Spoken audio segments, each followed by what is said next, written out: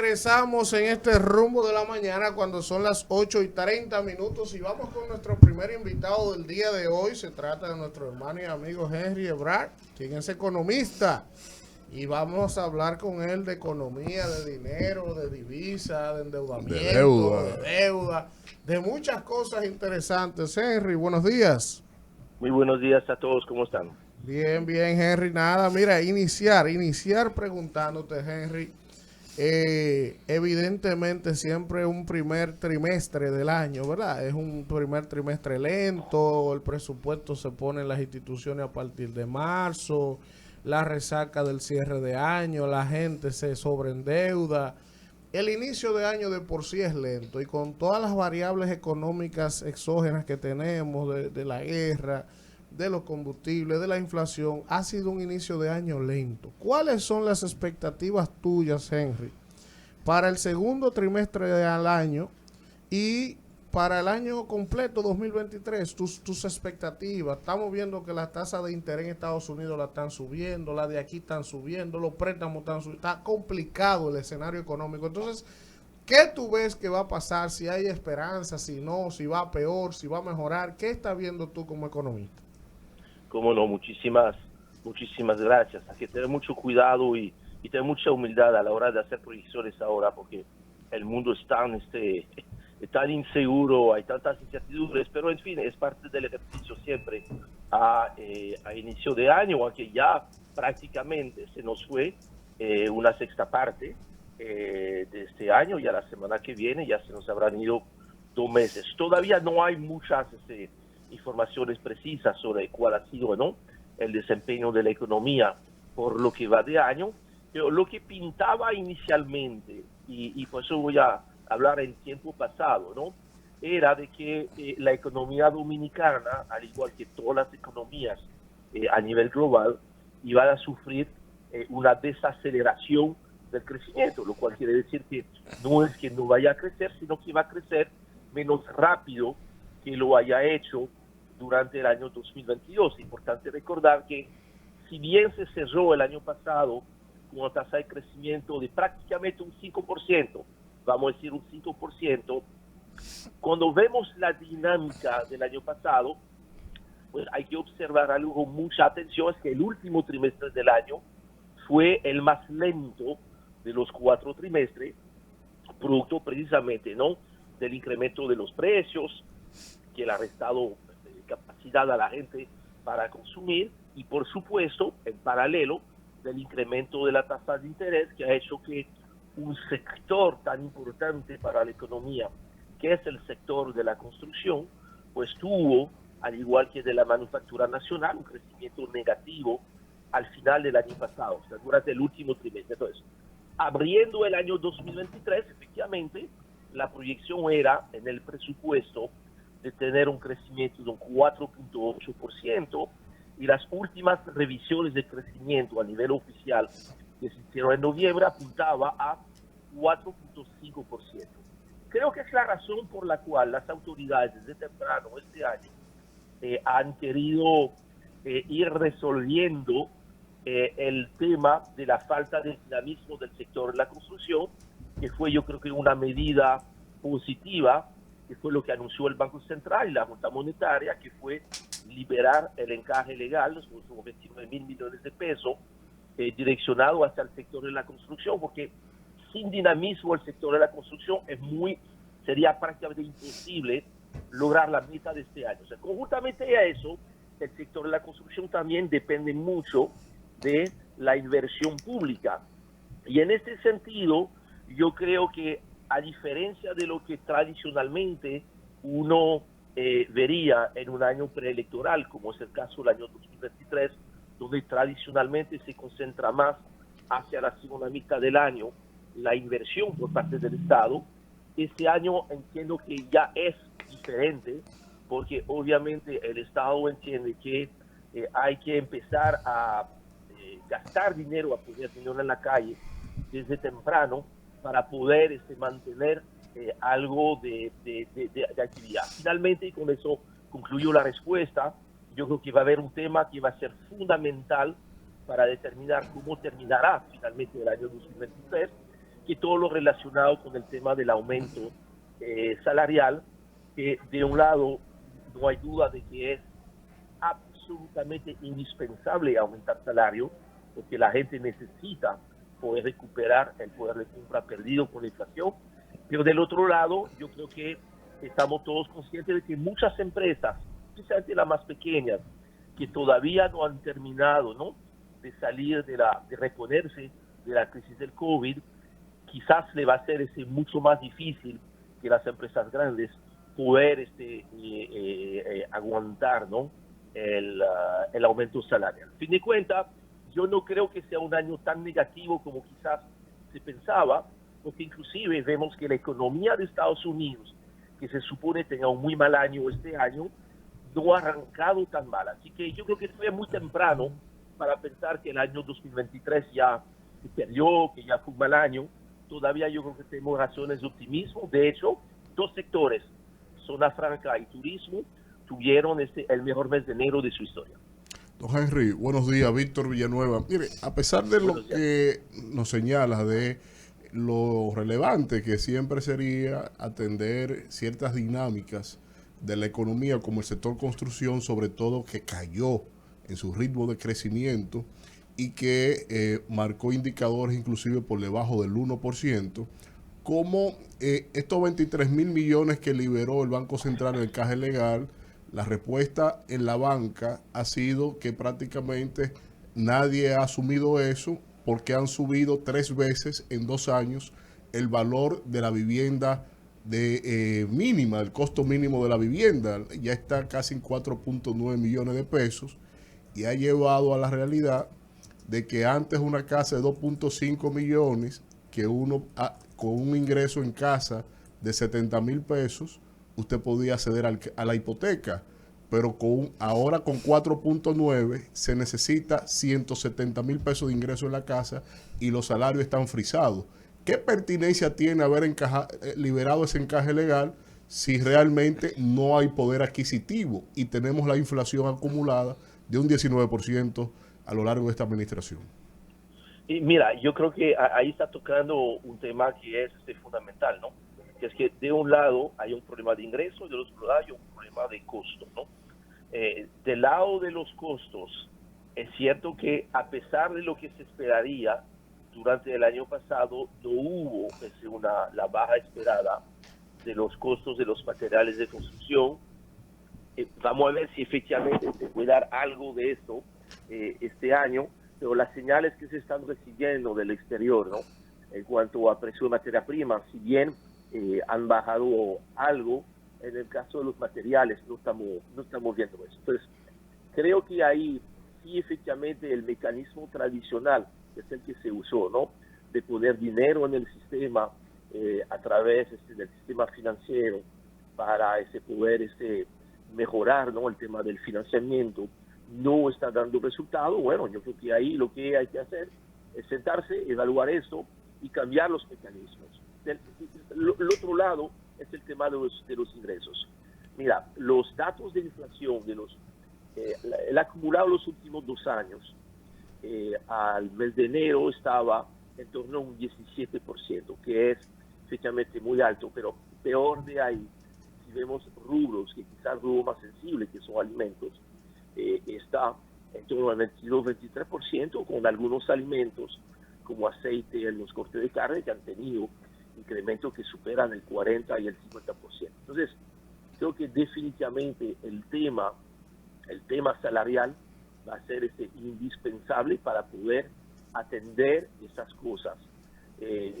Probablemente, dada la magnitud que habría de conseguir, porque yo veo muy difícil un aumento inferior al 20%, dado el tema de la inflación, pero dada la magnitud, ¿no?, de este incremento, que si supera el 20%, entiendo que lo prudente sería hacer un poco como se hizo hace 2 años atrás, de hacerlo probablemente en 2 partidas, para hacerlo quizá un poquito más fácil para esas pequeñas empresas. Pero definitivamente usted está tocando ahí un tema de importancia que tiene que ver también con la tasa de interés, ¿no? Cuando hablamos del costo del financiamiento, más que el costo de la casa, yo creo que hoy en día la problemática es la tasa de interés. Ahora, entendemos de que a pesar de que vaya a subir todavía 2 o 3 veces en los Estados Unidos, aquí entendemos que la tasa de interés es a donde tenía que haber llegado y que probablemente pudiéramos tener un inicio de baja la tasa de interés a partir del segundo semestre. Eso es en República Dominicana. Si efectivamente, mira, se confirma la noticia de que la actividad es tan lenta, la inflación no va a poder acelerar, y en este caso permitiría probablemente a partir del tercer trimestre quizás que haya una pequeña baja o el inicio de la baja de la tasa de interés, que es fundamental para redinamizar toda la actividad económica, no solamente el tema de la construcción, pero es especialmente importante, ¿no? Para la construcción, porque cuando tú pagas tu cuota mensual, especialmente en los primeros años, lo que tú pagas principalmente son intereses, se paga muy poco al capital. Henry, antes de ayer me parece que fue que estuvo de visita, ahí visitó a Héctor Verdes Albizu, el gobernador del Banco Central. Vino la directora asociada para servicios bancarios y financieros de la Oficina de Asistencia Técnica de los Estados Unidos, del Tesoro. ¿Sí? Y me gustaría saber que usted nos aplatane esa visita, porque cuando vienen los gringos, la gente entiende de una vez que vienen a jalarle los moños al gobierno, a las políticas monetarias dominicanas. Entonces me gustaría saber, en atención a qué esta visita, si fue por algo positivo, si vinieron a consultar, ¿a qué se debe esta visita de esta señora al país? Mira, puede haber muchos motivos de seguimiento de la agenda, vamos a decir, diaria, y también el hecho de que, señores, ya la República Dominicana hoy en día es la 7ª economía más importante de Latinoamérica. Eso es, República Dominicana es uno de los socios más importantes de Estados Unidos en la región, y es uno de los pocos territorios actualmente en Latinoamérica donde existe esta paz social y política, donde no hay problemas de inestabilidad social y política. Entonces, yo creo que obviamente esto se inscribe dentro de un marco de que mucha gente ya está empezando a ver, pero qué está pasando en la República Dominicana, porque efectivamente la República Dominicana ha logrado, de cierto modo, ser uno de los países más exitosos en el manejo del COVID, en la salida del COVID, lo cual a nivel macro la República Dominicana está muy bien percibida desde fuera, y eso obviamente hace que mucha gente está visitando. Recuerda que la semana pasada también los ejecutivos de uno de los principales bancos de Estados Unidos estuvo por acá. No olviden tampoco que hay flujos de dinero considerables entre Estados Unidos y República Dominicana a través de las remesas. En fin, yo creo que los motivos sobran para que el personal del gobierno de los Estados Unidos vea lo que está pasando en la República Dominicana, y más en un momento cuando todavía la República Dominicana, uno de los pocos países del área donde todavía no ha sido nombrado un embajador de Estados Unidos. Henry, Alfredo de la Cruz. Adelante, Alfredo, ¿qué tal? Yo le tengo 2 preguntas. A ver.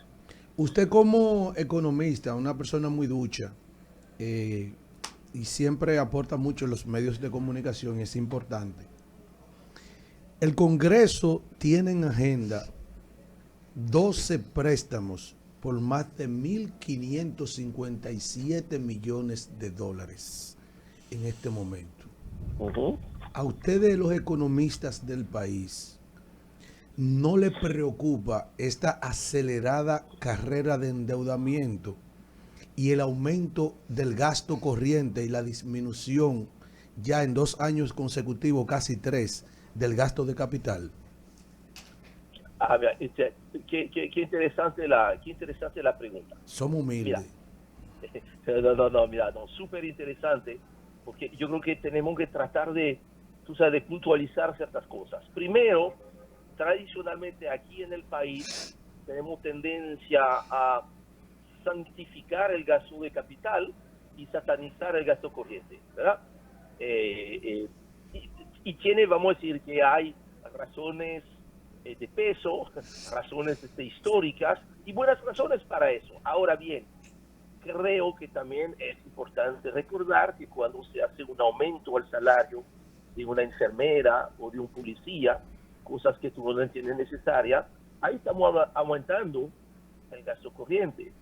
Cuando estamos gastando dinero en un puente mal construido, o una escuela que no tiene las condiciones para realmente recibir a estos muchachos, es un gasto de capital, pero termina siendo un gasto de capital malo. Entonces, creo que ahí lo importante es la calidad en el gasto, que sea gasto corriente o gasto de capital.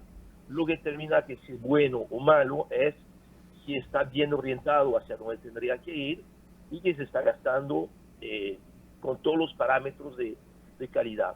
Ahí no hay duda, y es algo que obviamente vendrá probablemente como parte de las discusiones programáticas de los candidatos a las elecciones del año que viene, que es de nuevo, mira, la situación fiscal del país, y ahí tenemos todavía una deuda social acumulada tan alta que vamos a necesitar que, además de gastar mejor, el Estado pueda gastar más. Va a tomar nada más un sector para ilustrarlo, que es el sector de la salud. En salud apenas logramos gastar o invertir, dependiendo cómo lo quiera ver, el 2% del PIB. Y de acuerdo a lo que establece la Estrategia Nacional de Desarrollo, que no es una simple sugerencia, es una ley, o sea, que es algo que se debería haber podido cumplir y que nunca se pudo cumplir. Estamos invirtiendo la mitad de lo que deben invertir en salud, lo cual se dice que ahí debería de poder aumentar el gasto. Lo importante es que el gasto sea de calidad, y el reto es que, señores, hay ciertos tipos de inversiones y gastos que le corresponde al Estado y no al sector privado realizarlas. Henry. Entonces, por eso yo creo que es importante ese tema. Y para eso, pues, no hay otra forma que, al igual que en una empresa, o al igual que uno compra un vehículo, poder endeudarse. La deuda per sí no es no es ni buena ni mala. Depende para qué uno se está endeudando. Y de nuevo, regresamos a lo mismo. La calidad del gasto, la puntualidad del gasto, yo creo que eso es el punto fundamental. Henry, quiero hacerte una pregunta, a ver cómo te la logro estructurar para que me entiendas, a ver si tú puedes responderme lo siguiente. Perfecto, todo el mundo está claro que la inflación tiene a todo el mundo masacrado, ¿verdad? Y que se necesita urgentemente un aumento salarial, ¿verdad? Pero, sí, evidentemente, cuando tú haces un aumento generalizado por sectores, sectorizados, eso también tiene un impacto inflacionario en la economía, también por un lado. Pero además, Henry, la pregunta sería la siguiente. Yo veía el otro día que aprobaron una ley en el Senado de que ahora iba a haber prácticamente de manera arbitraria y obligatoria el tema de las recaudaciones de todas las empresas del país mediante una vinculación automatizada entre la DGI y lo que factura cada empresario. Entonces yo digo lo siguiente, Henry, en un país donde más del 95% de las empresas son MIPYME, ¿verdad? Por ejemplo, yo tengo pequeñas empresas y sí, con el costo de energía eléctrica que yo tengo hoy, con el costo de TCS que yo tengo hoy, con el costo de anticipo que yo tengo hoy, para mí es imposible hacer un aumento de salario. Entonces yo pregunto, ¿se están tomando las medidas previsorias para calcular cuántas pequeñas empresas van a cerrar si se ordena un aumento de salario? Que la mayoría de empresas de este país no tiene la capacidad ni siquiera de mantenerse operando con el anticipo, y nadie habla ni discute de eliminar esa vaina que fue aprobada de manera transitoria y la han dejado, que es un absurdo. O sea, te pregunto si los economistas, los asesores del gobierno contemplan todas esas variables y los impactos sociales que tiene una medida, porque son muchos.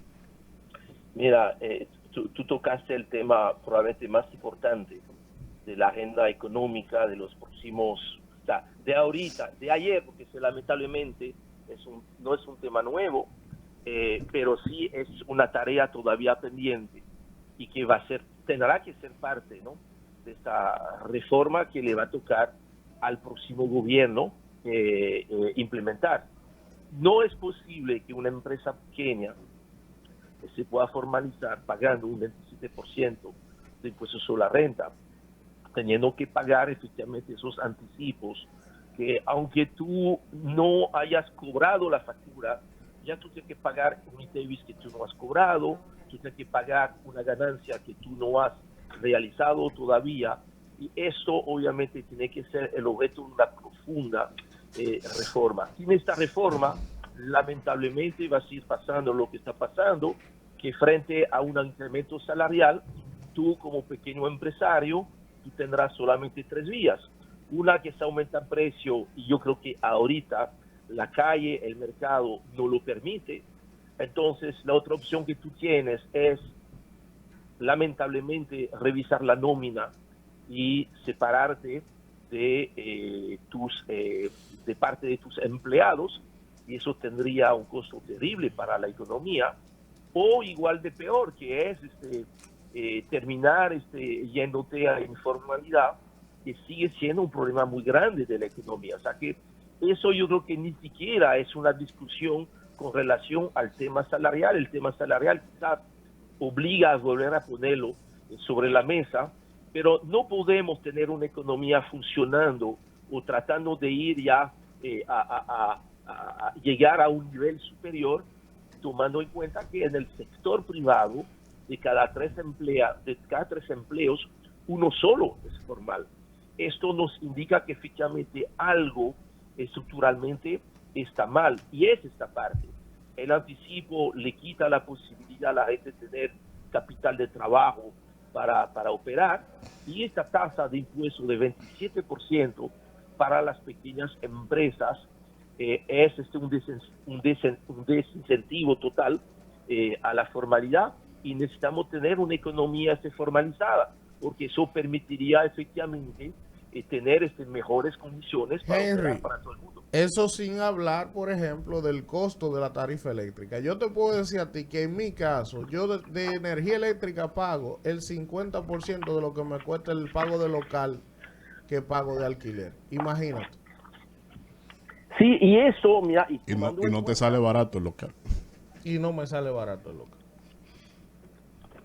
Entonces, ahí, mira, tomando en cuenta que en el caso de la electricidad, ¿verdad?